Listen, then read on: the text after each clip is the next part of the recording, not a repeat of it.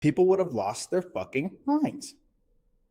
Fair? Well, they met in secret because if the public found out that the biggest bankers in the world were rewriting how money works, people would have lost their fucking minds.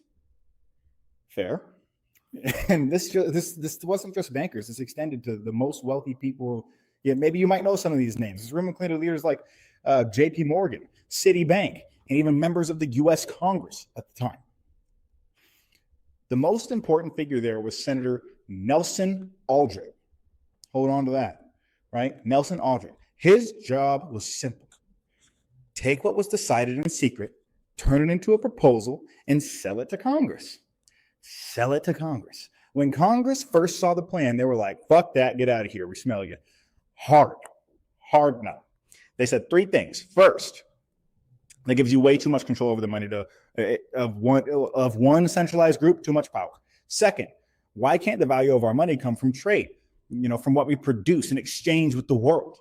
Third, don't we already have the gold standard? Why do you need to control interest rates at all? Yeah, it's funny just looking back on this now. Their conclusion was blunt.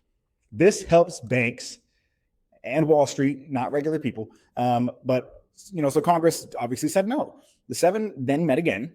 And here's the part people miss. They didn't change the policy.